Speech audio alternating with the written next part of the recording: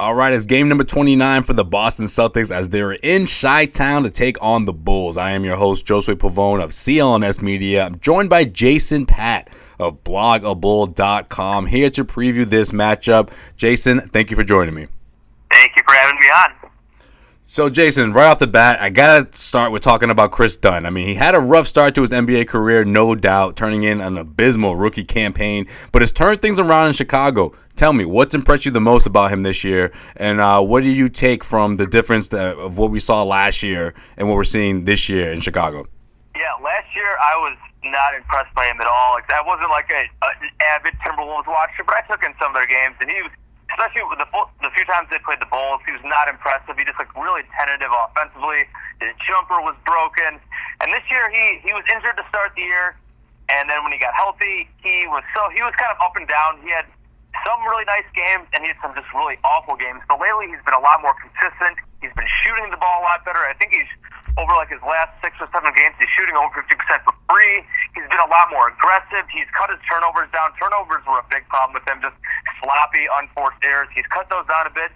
So just the whole package looks a lot better. Like driving the basket, finishing around the basket, hitting threes, playmaking for other guys. So he's definitely showing a lot more than I was expecting out of him this year, especially after the first couple games of the season when he was like really hit or miss. Chicago made a huge draft night trade, one that changed the complexity of the season completely after dealing Jimmy Butler to Minnesota. And for a team that had a shot at knocking out the Celtics last season, do you think things could have been much different if Rondo hadn't gone down in that first-round matchup? Or do you think that the Bulls were destined to be a first-round knockout no matter what? I would still probably say that the Celtics probably still would have won that series anyways because they were the better team. The Bulls caught lightning in a bottle those first couple games. They got a great Rondo performance in Game 2. Jimmy Butler was really good in those first couple games. I still think the Celtics would have come back and won. Maybe not the next 4. Like they won those next 4 games pretty handily. But I think if Rondo would have stayed healthy, I think the Celtics probably would have won in 7, and then with an outside shot of the Bulls winning, just because they did find their groove for those first couple games. The Celtics were dealing kind of with the Isaiah Thomas stuff with his sister dying and all that kind of stuff. It seemed like that had an effect on the team. Like I said, I still think the Celtics would have pulled it out, but it would have been a lot closer than it ended up being. This edition of the Celtics pregame report is being brought to you by DraftKings.com. Head over to DraftKings.com and use the promo code CLNS for a free sign-up with your first deposit and your share of $10,000 in total prizes. That's DraftKings.com. Use the promo code CLNS and get yourself paid. Jason, Fred Hoiberg was a coach that some thought, and this is me included, may have lost his job after last season, after the first round knockout, after reports of him losing his players in the locker room, after I asked him a question about Isaiah Thomas's dribbling. All those things I thought would sort of accumulate him possibly leaving Chicago. What has been the general consensus around the Bulls locker room in regards to the head coach this year? Yeah, once they made that trade with Jimmy Butler and they pushed the button on the rebuild, Fred was definitely in another year. He signed a 5-year deal, so this is year 3 for him. And obviously things have not gone as hoped with him as head coach. And this year, obviously the Bulls are rebuilding. They've won 2 in a row, but they're still 5-20. They've still had their problems offensively and in the end of games, with blowing games. And with times where they don't really look like they know what they're doing, that's certainly not a good reflection of the head coach.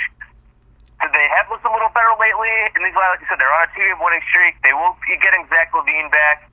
So I would say most Bulls fans still aren't really that big a fan of Hoiberg. I mean, I'm not totally sure. Like the players seem to think he's all right. I don't know if he's like super well loved or anything. Doesn't seem like that's the case. But I would say if the Bulls can make if they get the arrow pointing up as the year goes on, when LaVine comes back, obviously they're going to be bad. They just don't have the talent in general, and they want to be bad to get drafted. But if the arrow starts pointing up a bit, if there's some clear development with the young players, and we talked about Chris Dunn, there's been some development there. Lauri Markkanen, the rookie, has shown some nice things. And like I said, if LaVine comes back, I think they'll probably give Hoiberg another chance.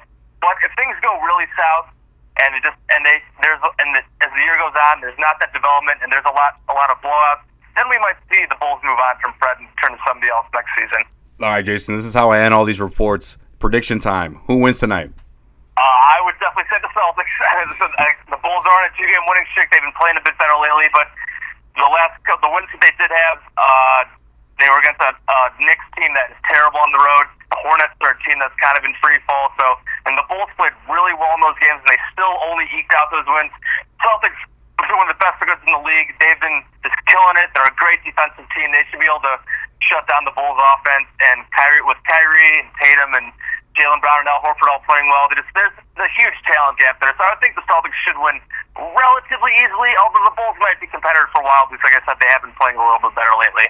All right, he is Jason Patt of blogabull.com. You can check him out on Twitter at Bulls_J. Give him a follow. That's at Bulls_J. Jason, I appreciate you taking the time. Thank you. Yes, sir. Thanks for having me on.